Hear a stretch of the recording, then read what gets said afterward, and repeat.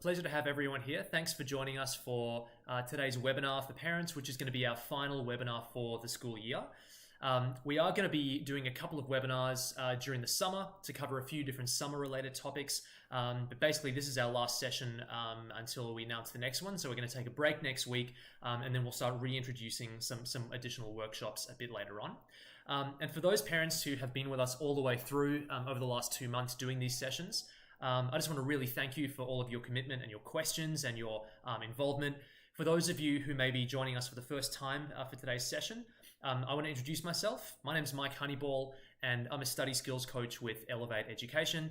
And basically what these webinars are designed to do is to give you, the parents of New York City and New Jersey, just some tools to help you manage the new landscape, which is students being at home all the time, needing to study and learn at home, and you guys needing to help your children manage the change to this new environment. So today we're going to focus on a topic which has come up significantly in basically every single set of questions we've sent out. There's always been a big number of parents who are asking questions about this topic. And the reason we're covering it now just before the summer is we think that the summer is going to pose the biggest set of challenges around this particular topic. And as you can see, the topic that we're going to be covering today is all about video game addiction or excessive use of video games.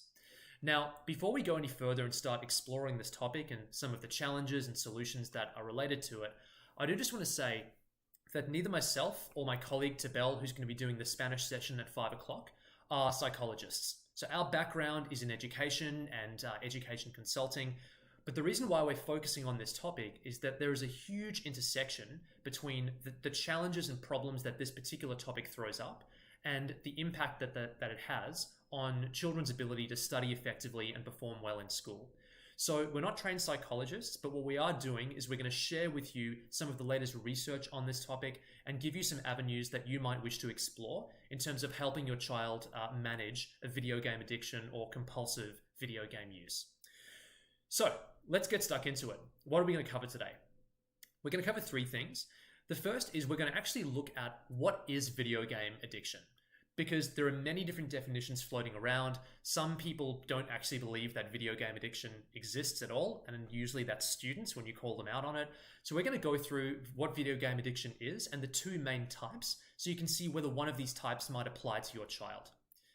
The second thing we're going to look at is how do you go about working out if your child actually does suffer from video game addiction versus just sort of slightly more video gaming than you would like. Again, this is not a diagnostic session. We're not psychologists, but the good news is that there are actually some really awesome, readily available tools that you can access as a parent that could give you a general idea as to whether you should actually seek additional help for your child or whether you should start to ramp up some of the support you're giving your child to help them manage this particular issue. So we're actually going to do a really quick test, and if you're with your child for this session, you can actually get a pretty good early answer as to whether this is an issue that should be addressed further with your child. Finally, what we're going to do is look at some strategies that have been effective in terms of helping your child manage this issue. So from a child's perspective and a parent's perspective, what are some things you can do that might actually help you address the challenge of excessive video gaming? Again, I don't want to give any of this as a prescription because, again, we're not psychologists, but there are definitely some things that you may wish to explore further from some of the headline points we're going to give you. The other thing as well is I just want to make this very clear. Video game addiction or compulsive gaming is a deep and almost intractable problem that we're facing across the world right now. There are some countries like China that have made this a national priority to address because they're actually seeing across the country there are pretty steep falls in productivity as a result of young adults that are addicted to video games. We're starting to learn that in the United States, this is a really big problem, particularly during lockdown, and it's becoming a big problem for many children for whom it wasn't a problem in the past. So this is a big issue. It's only going to get more funding and more attention. And I just want to stress as well that there's no silver bullet, right? So if your child is really struggling from this, if you're really struggling watching them from this challenge, we're not going to be able to give you any silver bullet answers. What we are hoping to give you today is a better framework for actually addressing the problem, and then some leads that you may wish to pursue to try and find a solution that's going to work out for you and your family. Okay. So let's begin with the big question, what is video game addiction, right? As opposed to just liking video games and playing them a little more than you probably should. So video game addiction is basically a couple of things. It's an impulse control disorder. So if your child has this or is affected by something like it, it means that they're playing video games when they probably know that they shouldn't, but they do it anyway because they've got very limited ability to control whether they're playing video games or whether they're moderating their use. The second thing to look out for is there is excessive time that's given to video gaming at the expense of other activities. So these can be other social activities, like I'm not going to go hang out with my friends because video gaming is more interesting, or I'm going to wolf down my dinner and then run out back to my bedroom to start playing again. Or it might also affect things like schoolwork. You know, your child is not doing their homework, handing things in late because they just want to play video games all the time. A third sort of factor is there's a lack of interest in other activities besides gaming. So you might find that even when your child is at dinner and you're trying to make conversation with them, they're just thinking about when they can go back and continue playing online with their friends. And this is actually very similar to a lot of other addictive challenges, particularly behaviorally addicted challenges like problem gaming. That's all people think, problem gambling. That's all they think about. When can they go back to the slot machine? And finally, there's also a continuation of these habits despite the negative effects. So your child, if they have a problem with video game addiction or compulsive gaming, they're probably aware of the fact that it has negative effects, but the fact that they continue with the gaming, even though they know that it's causing them harm either socially or academically, that's another really big red flag when it comes to actually looking at the concept of addiction versus just using a video game a little more than you probably should. So, a big question that comes up all the time is, yes, we know that video games are potentially destructive. We know that they can cause problems with academics and social lives. But is video game addiction a real thing? Like, we're talking about video games. We're not talking about, blowing all of your life savings at the casino. I just want to share a couple of facts with you before we actually start diving into the nuts and bolts of the different types of video game addiction. So the first is this. In 2018, the World Health Organization actually identified a gaming disorder or added gaming disorder to its classification of official diseases. So this means at an international level, video gaming addiction or video gaming disorder is actually already being recognized as a discrete disease. And although the United States is not quite there yet, the American Psychiatry Association has added video game addiction or gaming addiction to the DSM-5 watch list of conditions. So if you're not sort of aware of what the DSM-5 is, it's basically the official catalog of psychiatric conditions. So you'll find things like depression, gambling addiction, substance abuse, all those sorts of things fall under this sort of guide of cognitive or psychiatric diseases. Video game addiction is just about to be added. So it's on the watch list, and it means that it's definitely something that's being researched and considered as an official recognized disease. So it's not quite there yet, but it's getting very close to that official recognition in the States. Okay, so the other thing I just wanted to throw at you is a statistic that blew my mind when I learned it. And that is by the age of 21, the typical American male, and this is because video game addiction tends to affect men much more than women, boys more than girls, will have spent about 10,000 hours playing video games. So just think about that for a second. 10,000 hours by the relatively young age of 21 years spent playing video games. To ground that for you, put that in perspective, that's how long it takes to complete 2 4-year undergraduate degrees. 10,000 hours. So the fact that our kids are playing this many video games at the rate that they currently are should be really concerning to us in and of itself. I mean, 10,000 hours is an extremely large amount of time. So if this gets out of control, you can see how, there's a huge risk that these video games and the amount that children are playing them are going to come at the expense of other things, right? That they could be doing to further their social lives or further their academic careers. So it's definitely a real problem, and the fact that you're watching this session is excellent because it means you're actually acknowledging the fact that this is something that's definitely worth solving.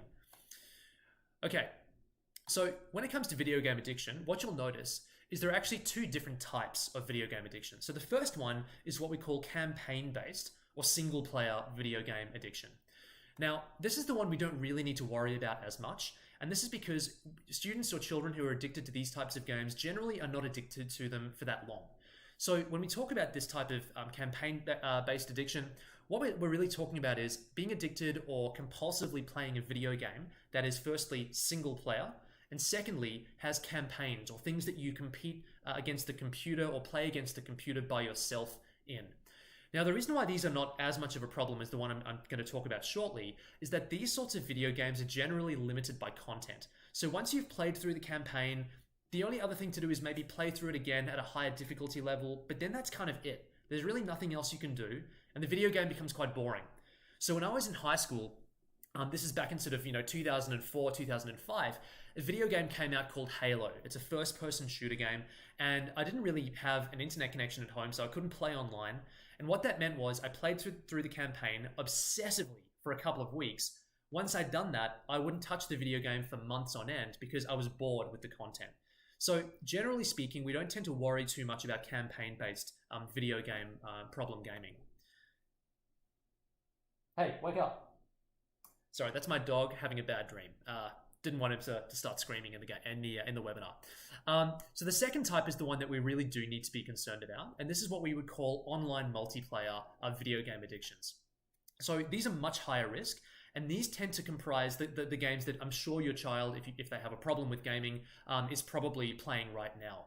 I'm going to explain why these are so dangerous and why they're so difficult to address.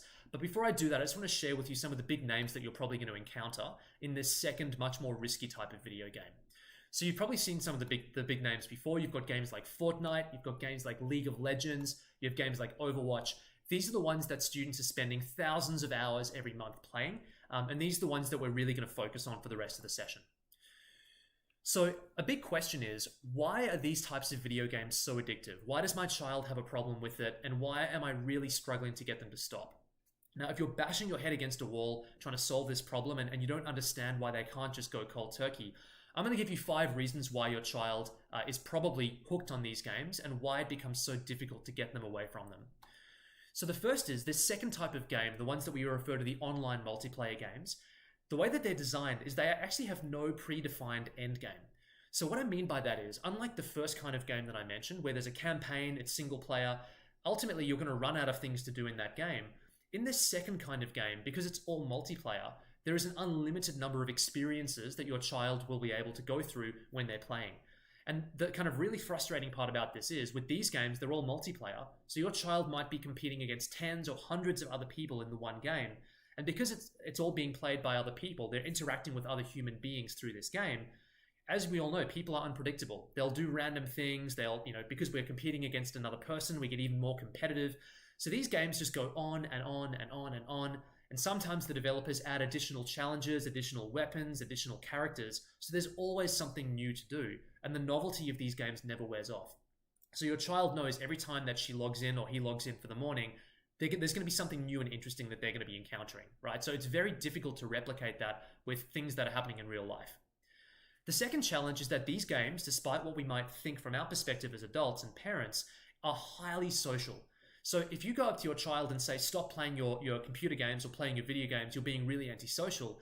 In their mind, yeah, they're being antisocial to you, but they're actually being really social to all of their online friends. They've probably made a bunch of online friends who you'll never meet, who they love playing these games with. And a lot of their friends will actually be their friends from school who play the game with them as well. So for students who might be lonely because they're not going to school every day, or they're just not seeing their friends as much, they're not used to calling their friends or video calling their friends. And this is actually often boys. I mean, one thing that we've noticed with male students is they're not so likely to jump on the phone and talk to their friends as female students will often do. So they actually socialize with their friends a lot more through these video games. So if they're missing a lot of these social interactions that they would otherwise have at school, these sorts of video games are always going to provide a social release for them. It fills a void that might otherwise be very difficult to fill, particularly during lockdown. The third reason why we have a big challenge with these games, and this is probably one of the ones that's the most difficult to address, is these games are designed to be addictive. Particularly these online multiplayer games, they're often free to download, and the way that they make their money is through in-game purchases. And the way that they get you to buy things in the game is if you play the game enough that you're addicted to it, all of a sudden you'll actually find yourself wanting to spend a bit of money in the game to buy things to increase your experience because you're so hooked on the game. So the way the game designers do this is through a process called gamification. And what they do is they create for your child what's called a compulsion loop. So a compulsion loop in psychology is basically a repetitive action or a repetitive loop that whenever you do it, it gives your brain a dopamine hit.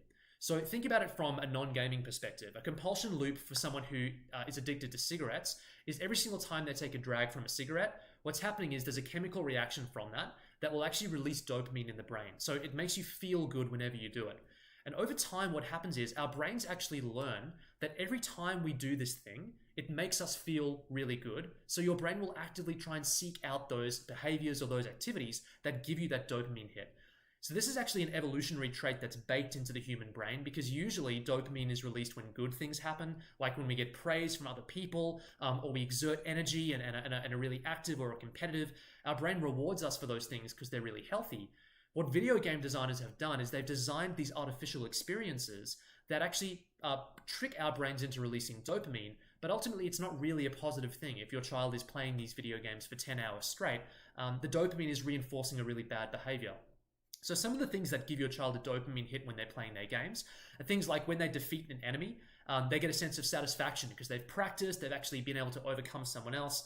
Often they'll find a prize or something that helps their character out, and that gives them a dopamine hit as well. And one of the things that makes these even more addictive is there's actually something that they call a variable compulsion loop. So a variable compulsion loop is when you do something, you know you're going to get some kind of reward, but sometimes, randomly, the reward is even bigger than what you were expecting. It's like what they call the epic win in gaming. So maybe when you defeat an enemy, instead of getting 5 gold coins, you get 50 gold coins. And so this is exactly the same as what happens at a slot machine. Sometimes you'll win $10, it's great, you feel awesome. Sometimes you win $20. Sometimes you'll win $5,000, and you'll never forget the high or the feeling that you experienced when that happened. And so your child is always chasing the gaming equivalent of that epic win. So these games are designed to have that variable compulsion loop, and your child's brain is actually being rewired to actively seek those out. And this is why they're so difficult to get past. So the fourth one, and this is unfortunately and quite sadly something that we're experiencing a lot more during COVID, is there's a sense of escapism from anxiety that these games provide. So if your child is really stressed about the fact that they're not going to school, there's a lot of uncertainty, particularly families where mum and dad have been laid off or retrenched. There's a lot of uncertainty about how the family's going to be coping. Maybe a relative is unwell, they haven't been seeing their friends for a long time. Maybe they just don't know how to study at home. And as a result, they feel very anxious about not being able to perform in school. Wherever there's a level of anxiety or something that is unpleasant in the real world, these video games are so immersive and so addictive that they provide a extremely effective distraction from these otherwise very unpleasant conditions. So a lot of students will become hooked on video games because it just gives them an opportunity to not have to think about all of the unpleasant things that are surrounding them, particularly in this very uncertain time. So that means that we really have to work hard to find things that can replace these video games as a source of distraction, or try and do things to improve the surrounding environment so our children don't feel they have to distract themselves with video games. Now, before we get to how to identify these problems in your child, the last thing I just want to mention is this. Video games give your child an almost unprecedented level of control over the artificial world that they're interacting with other people in. So the reason this is very important is because if your child feels that they're out of control for certain things in their life, so let's just say that they're not doing well in school and they feel that they've got no way to actually improve that because they don't know how to study at home, all of a sudden they start to feel things are out of their control, and it's a very depressing feeling over time. You feel that things are happening to you and you can't actually make them better, you can't actually improve them. So the thing about video games is they actually make it much simpler to take control of your environment and improve your situation. So for example, in a video game, if you practice fighting the same character or going on the same quest over and over again, it's such a simple, controlled environment that very few people will find that they don't get better.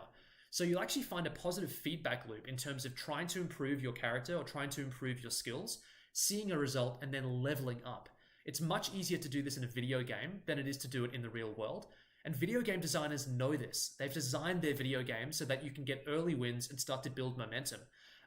It's one of those things where if only we could replicate this in academics, that'd be the holy grail of getting our children motivated. And there are some companies that are starting to do it. But basically, the performance feedback loop that you can get in a video game is almost impossible to replicate in the real world. And that's why your child will often get hooked on the really positive emotions that come from winning and progressing. Again, something that we have to work really hard to try and replicate outside of a video game. So as you can see, these 5 reasons are really key to understanding why our children are hooked. Even if one of these reasons is true, that means that there's something that's going to keep drawing your child back to the video game. And just telling them stop playing video games, or telling them to or forcing them to stop doing it full stop, is going to mean that none of these underlying reasons are addressed, and they're probably going to have a relapse the moment that you're not looking, or the moment that they can access a computer or some sort of device. So, before we start looking at some solutions, let's have a think about how do we know if our children actually are affected by video game addiction or compulsive gaming. Now, the good news is there's actually been a couple of tests that have been developed that are very easy to use if you want to get a quick idea as to whether this is a problem. I know many of you are probably thinking, Mike, I know that they're addicted. They play for 15 hours a day. But if you want to have some sort of, objective measure other than just your observations, there are a couple of tests you can access. The one I'm going to share with you now is a really quick test developed by the American Psychiatric Association. Pardon me. And this is basically a 4-question test that gets your child to rate from 1 to 5 where they sit on each of these different questions. If your child is with you right now, I recommend actually jotting down their responses. If not, there's actually a button just below this video where you can access an online version of this test and do it at your own leisure with your child. Okay, so the first question in this test is, number 1, I've had difficulties controlling my gaming activity. Now, 1 would be I never have issues controlling my gaming activity. 5 would be very often or pretty much all the time. Have a think about where your child would rate and give them a number from 1 through 4. So I have difficulties controlling my gaming activity. Okay. Number 2, I have given increasing priority to gaming over other life interests and daily activities. All right, so you might want to rate this from a scale from 1 to 5. So 1 is I never have this issue of deprioritizing non-gaming activities. 5 would be I almost always prioritize gaming over other life interests and activities. Number 3, I've continued gaming despite the occurrence of negative consequences. So 1 would be this never happens, 5 would be this happens all the time. So negative consequences, a few examples might be your grades are slipping, or you're struggling to have meaningful conversations with your family members, you've stopped communicating with your friends outside of gaming. These are some of the negative consequences that we might want to think about. And number 4, I've experienced significant problems in life. For example, personal problems, family problems, social isolation, education problems due to the severity of my gaming behavior. Right, so 1 would be that this is not the case. 5 would be this is very much the case. Okay, again, you can access this through clicking the button just below.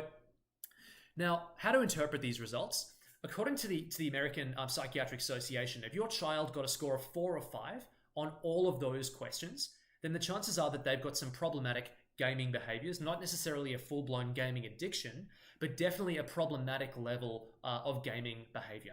And this means that we want to start looking at ways we can start to reduce the amount of gaming that they're doing and try to remove them from these compulsive behaviors. Because as we've discussed a bit earlier, these excessive gaming can have significant impacts on many aspects of you and your child's life. Okay, so what can be done? There are 4 things I'm going to go through. So the first one, when it comes to managing gaming addiction, is to try to identify why is it that my child is gaming compulsively? Because it's very rare that any kind of compulsive behavior just emerges out of thin air. Usually there's a reason that this compulsive behavior started to occur, and there's a reason why it gets reinforced, and it's very difficult to change. Now, we've gone through some of the big causes, some of the ones that relate to game theory, like the compulsion loop, things like replacing a lack of social activity with online social activity. But the fact is, though, that's not an exhaustive list. There are many things that could be causing your child to look for gaming as a source of escapism or distractions. So, for example, it might be the case that your child is really struggling socially, and maybe they don't have a lot of social standing in school. They might be facing bullying. They could be not particularly high on the pecking order in their friendship group, and this could be really weighing down on their self-esteem. And as a result, when they play online, they get a fresh start. They get a fresh gaming identity, and it allows them to really sort of move up quite rapidly in the social stakes within these games, as opposed to the reality that they might be experiencing at school. But the fact is, if we don't address those realities, whether it's they're having issues with their friendships at school, issues with their family relationships, issues with self-esteem, if we don't address those, then we're never really going to get to the root cause of why they're compulsively gaming. So identifying things like, why does my child want to avoid social interactions at school? Addressing those will actually give you the toolkit to start looking at, well, what are some things I can do to improve this? Can I talk to my child's counselor at school? Can I start to have more constructive or honest conversations with my child about their social situation. So there are many things that your social worker or your parent coordinator at school might be able to help you with in terms of addressing some of those social challenges. If you don't address them, then there's always going to be that need your child will feel to go online and start sort of escaping from those challenges through online gaming. Another big one is, for example, a fear of failure. So a big reason why a lot of students will turn to online gaming is there's so much that they need to do in school, and they really don't think that they can control the challenges that are being thrown their way from school and exams, that they'll just try and get away from all of it and go play their games online. It's a source of escapism from a fear of failure or underperforming in school. So again, it's definitely worth addressing this issue, talking to your child about what are their fears when it comes to school. Do they fear failing? Are they scared of getting below a certain grade? Do they doubt that anything they do will result in an improvement in their school outcomes? These are the sorts of conversations you want to have with your child, because if you can identify a fear of failure academically or with any other aspects of their life, that's something that as a parent you can start to address. And if you can address that, that's going to remove one of the major reasons why they're resorting to online gaming. And another sort of broader catch-all one is anxiety, because fear of failure results in anxiety about academics or something really objective like that. But there could be a lot of other sources of anxiety as well. For example, the uncertainty that comes from what's going on with COVID. When am I going to go back to school? When can I see my friends again? What's happening with mum and dad? Are they going to be okay? What's happening with my grandparents? Not being able to travel and see family members. These are also underlying sources of anxiety that your child might be running away from and going straight to online gaming to try and escape. So if we can address these, it gives us the ability to try and see the online gaming off at the pass instead of just looking at it as something that is a problem in and of its own right. So another thing you can do, and this is definitely for parents who've identified a bit less of a problem. So maybe your child is gaming more than you'd like, but not to the point where it's debilitating and they're doing nothing else. One thing you might want to consider is actually leveraging their gaming or their penchant for gaming and going with it. So what I'm talking about here is if you know that your child loves gaming, but they have some level of control over the amount of gaming that they do. So they probably should be gaming less, but if they really have to get a project in on time, they're going to stop and they're going to get it done. Maybe not as well as they should, but they'll still get it done. This is actually a really good opportunity for you to start leveraging their love of gaming to get them to do things that they might otherwise not like. So to give you a bit of background about how this works, what I want to briefly do is introduce one of the theories of motivation that's kind of like the gold standard for how to motivate someone. And this applies to employees, it applies to our children, it applies to pretty much anyone that we interact with. And this is called expectancy theory. So expectancy theory goes like this. If you really want to motivate someone, you've got to make sure that 3 conditions exist. The first is you have to ensure that they have an expectancy that if they apply effort to something, they're going to get a result. So for example, your child needs to believe that if they really try when they're, and actually do the work for, for homework, for math or for ELA or for whatever it is, that they will get some kind of result. They need to understand that if they're trying, that trying or that performance level that they're gonna achieve is going to lead to an outcome down the road that's going to be positive to them. So for example, let's just look academically for a second. So if you've got a child who's really poorly motivated studying for math, one of the things that they need to know is if I do really apply myself and do my math homework, that the effort that I put in is going to result in me doing better in math. So there will be a performance outcome from trying and actually doing the work. But just getting performance alone is not enough, because if we just get performance and your child doesn't really care about performance, maybe they're doing well in math and they're like, okay, great, but this just isn't really that important to me. I'm not going to do math when I go to college. There's one other step, and that is we have to make sure that there are rewards that are attached to that performance that your child actually cares about. So in motivation theory and psychology, the concept of making sure that there are rewards at the end of this process is what's known as valence. And valence basically means, does the person getting the reward actually care about the reward? So for example, it's like if you had a 12th grader and you said, you know what, if you do really well in this exam because you've studied, you've done well, I'm going to take you to Chuck E. Cheese. And we're talking about a 12th grader. Chances are they probably don't want to go to Chuck E. Cheese. That they'll be like, okay, great, that's awesome, but this is literally the last thing that I want to do. I'm 17 or 18 years old. But what if your child really loves playing Fortnite and you say to them, look, if you can actually get like every percentage point above a 65 that you get in your exam, that's 2 hours of Fortnite that I'm going to let you play. So all of a sudden your child might be thinking, okay, if I can really push this up, if I can make sure the effort happens, if I can push the performance up, that's going to be a reward that I really care about because that's an epic amount of gaming that I can do. Now we're talking. Okay, now I'm motivated. So actually leveraging hours of a video game that your child loves can be a really powerful extrinsic motivator. And by extrinsic, I mean it's not really related to math. It's something external that they will achieve by doing well in their math exam. It's a really powerful extrinsic motivator that might get them actually wanting to study a little bit more. Okay, so another thing you can do, and this is if you think your child is really addicted to gaming because of those kind of addictive processes we talked about before, like the compulsion loop. They love the feeling, like they're glued to the edge of their seat. They're constantly seeking the next win or the next prize. What you might want to look at is some alternatives to gaming that you can use to replace those same dopamine hits or those compulsion loops that don't involve online gaming. Now, I'm going to preface this by saying this is hard, okay? Because there are many things that I'm going to suggest where your child might roll their eyes. But I'm going to give you a couple of options because there are definitely parents that have seen great success in some of these replacement activities that still allow their children to get the hit from participating in that compulsion loop, but they're not gaming for 9 or 10 hours straight online. So some of the things you may want to look at are hobbies, right? So hobbies that provide a sense of satisfaction from mastering something, and at the same time also provide some social advantages as well. So things like, coding. There are a lot of really awesome free coding classes that Harvard University offers online. I'm actually doing a couple of them myself right now. They're actually awesome. I had no experience in coding, and I've started to actually do some of these online courses, and they're actually kind of addictive, right? They give you a lot of early wins. You start to really see your skill set building up. So you might want to check out a couple of those.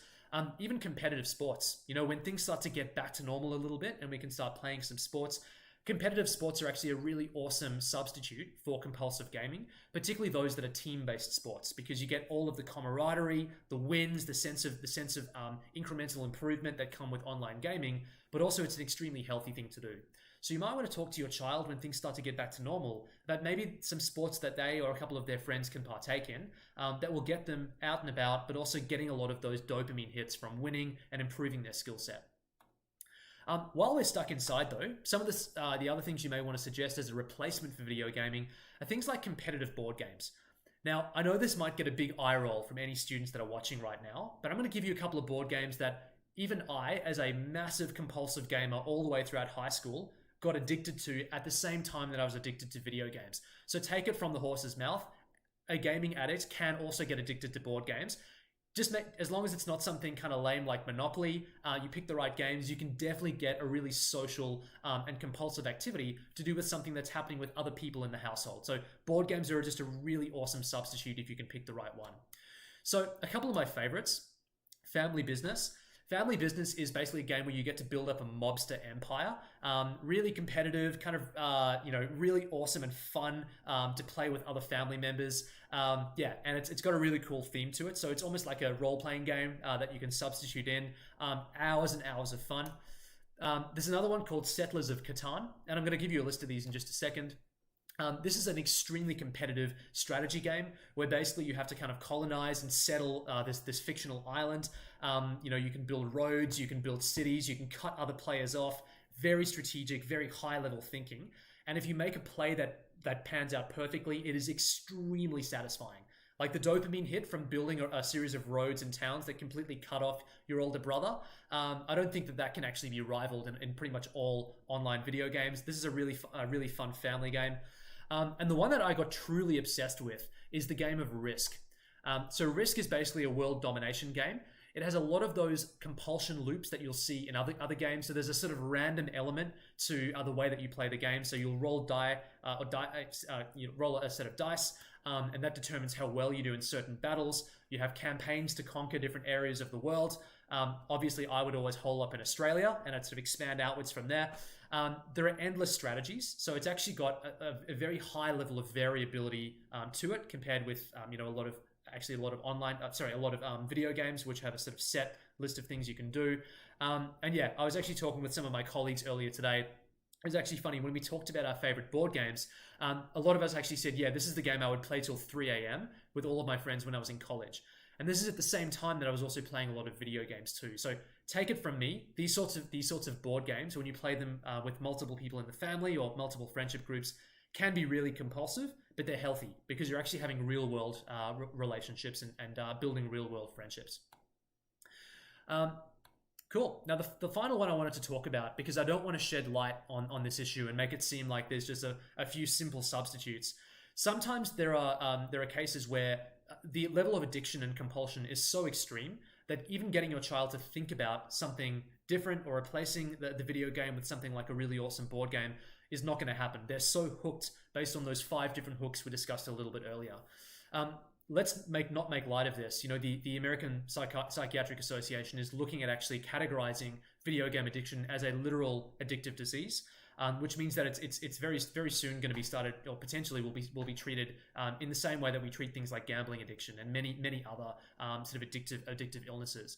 So I just want to say that if you are looking at it at your child and saying, look, I've tried all of these things, they're not working, I'm at my wit's end, I would strongly recommend actually speaking to a psychologist and actually explaining the problem to them, explaining some of the addictive patterns that you're seeing, because what the research is showing at the moment is some fairly sort of low involvement interventions like cognitive behavioral therapy are actually having really good early results in terms of helping children break those compulsive loops that are associated with excessive gaming. So cognitive behavioral therapy, or it's often called CBT, you may have heard about this when it comes to treating anxiety. It's gaining a lot of traction in psychological circles, and it's very good at breaking sort of rumination or cognitive loops that people get stuck in, which lead to destructive behaviors. So very common in treating anxiety. Again, starting to actually have some really good results in treating behavioral addictive conditions like problem gaming and problem gambling. So definitely something to have a chat to a psychological professional about. But yeah, just wanted to make sure that one was an option for you as well. You know, if you're at your wit's end and you're just not seeing any of the other techniques work. Okay, so before we finish, I actually have a couple of questions that came through just before we started. So I'm going to go through these before we wrap up. So question number 1 came from Jingsu. So basically, Jing said, the children are bored at home. They're addicted to the screens. They've got no motivation to do their schoolwork. My question is, what can the parents do to help children stay away from their screens? So, Jingsu, obviously there are a couple of things we recommended a little bit before. There are some alternatives you might want to substitute in. So things like those really fun board games, getting them to actually partake in activities outside of the home so that they're still getting those social needs met, but they're not necessarily just on their screens all the time. The problem is, particularly with younger students, you know, sometimes it's going to be difficult to convince them to do these sorts of things. So one of the apps that I recommend looking at, because there are some apps that actually give you complete control over screen time, are apps like Our Pact. So it's one word, Our Pact. Basically, it's an app which gives you complete control over all of the devices that your child is using. So what you can do is you can actually come up with a deal or a pact with your child and say, between this hour and this hour, you're doing homework. You're not to be playing any video games. You can play them between these hours, but you're not playing them at this time when you're meant to be studying. And you can actually enforce that by setting a time where they can't access anything but, you know, the phone app on their cell phone, or any other apps on their computer or on their device.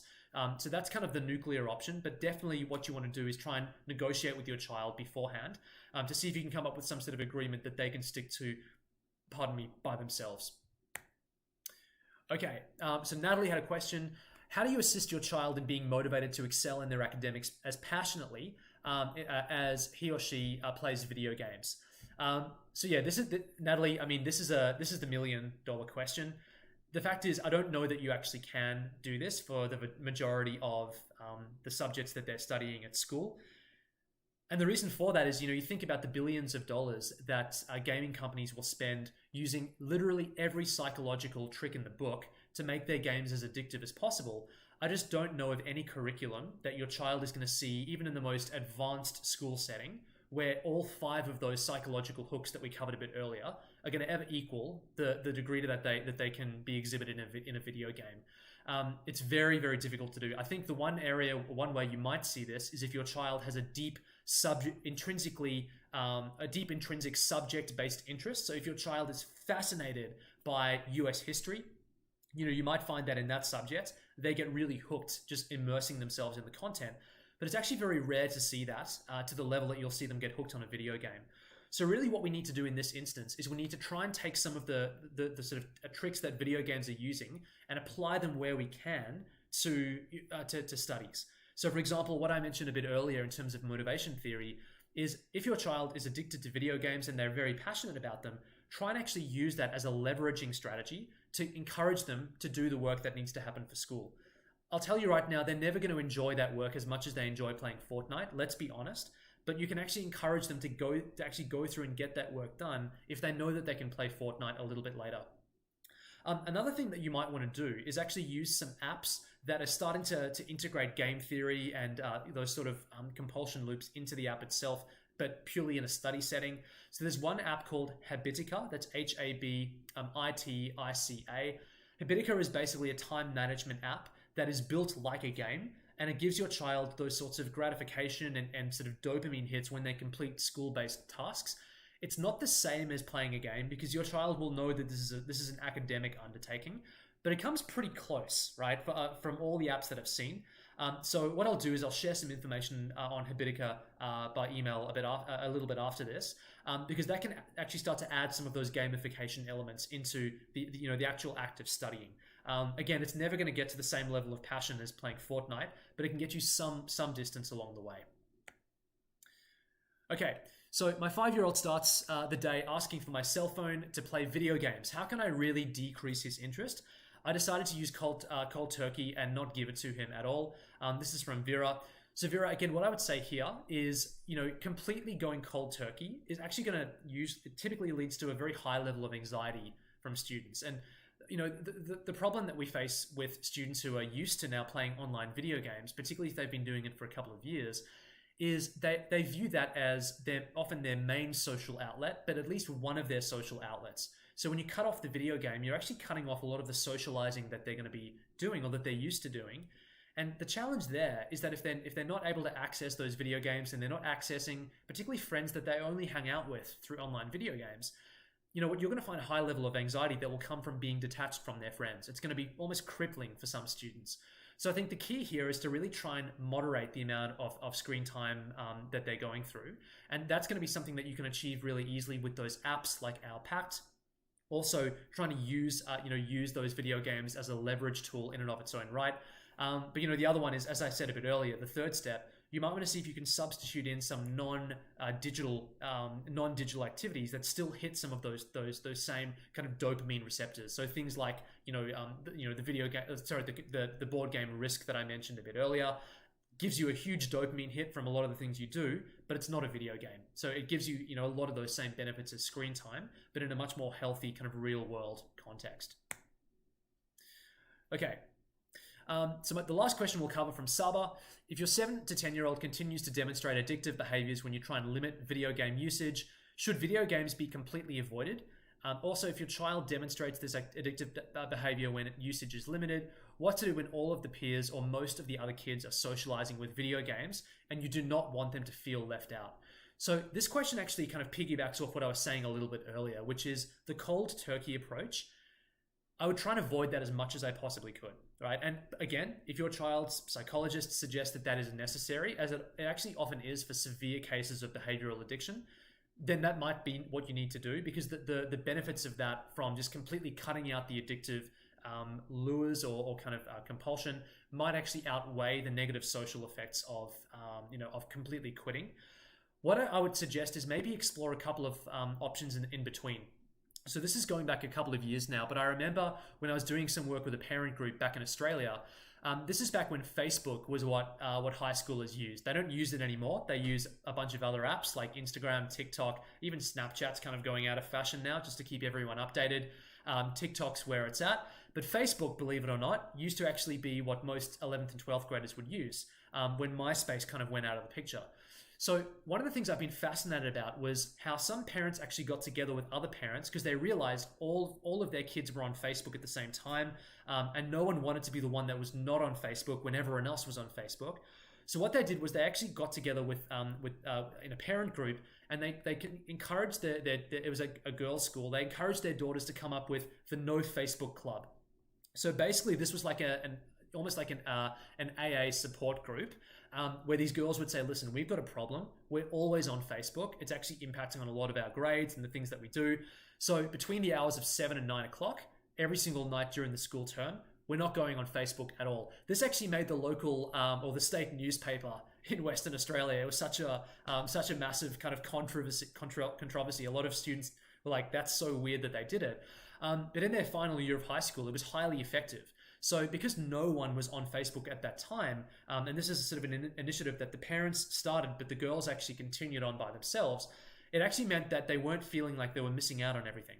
So if you find that your child is saying, "Listen, all my friends are online at this time," maybe have a conversation with some of your child's friends' parents, or maybe see if you can get the PTA involved, coming up with sort of a support group where you could say, "Listen, in these hours during the day, we don't want our children online because it's going to mean that they're all going to be wanting to be online with one another." It makes it so much easier for you guys to actually, get your children to detach from these online behaviors, because if they're online, they're the only one online, right? So at least with the friends from school where the parents, that could be something you might want to pursue. Okay. Just conscious of time, we're gonna just wrap the session up. But there's one thing I do just want to share with you, because this is our last ever session for the school term. Basically, I just want to share an initiative with you that the entire Elevate team is getting behind, and it's an initiative that's being put forward by AP for All through the Office of Equity and Excellence. Basically, there's been a big push from Brooklyn Tech High School this year for advanced placement courses to start offering 2 additional courses. So one on African civilization and another one on African American history. This is currently an area where there's a big lack in terms of the curriculum. And for students of color, we firmly believe at Elevate, we're totally with AP for All and Equity and Excellence and Brooklyn Tech, that this is really a critical issue that needs to be addressed in the coming years. So what I wanted to do is just bring this to your attention, that this is currently something that's being petitioned for with the College Board. And if you're interested in supporting this initiative to make a more culturally responsive and inclusive curriculum, particularly if your child is going to be doing AP courses in the future, we really implore you to just sign the petition and show your support as a parent for a more culturally responsive curriculum for AP courses. Just below the screen, there's a button you can click that will allow you to sign up and show your support for it. Again, it's an initiative from the DOE that we're really trying to get out as much as possible for more culturally responsive curriculum. So please just take a note of that. If you have 20 or 30 seconds, we would really appreciate that. And we know that the Brooklyn Tech AP students would appreciate that as well. One last quick thing before we finish. As always, we're doing coaching sessions for students. So if you want to have one-on-one coaching over the summer to help your child develop some more healthy habits when it comes to studying and time management and self-regulation, we've got coaches that are working throughout the summer to help you do that. If you want to schedule a really quick chat with me to see if this is right for you and for your child, just below the video, you can click a button that will give you access to my calendar. We can book in a 2 or 3 minute chat just to see if this is something you're interested in, and potentially we can work with your child over a few sessions this summer. Again, our expert coaches are ready to go to provide some one-on-one training to help your child get some really positive habits that they can get into over the next few months before school returns. But look, from the bottom of my heart, thank you so much to all of you who've been with us for this journey. I know the last couple of months have been very difficult for you as parents, and definitely for our children. And we're honored that you've been joining us each week to share this feedback and advice with you. So thank you so much. Stay tuned. We're going to give some further free sessions over the summer. And we wish you and your family all the best over the coming weeks and months. So thanks very much. And we'll see you for the next session.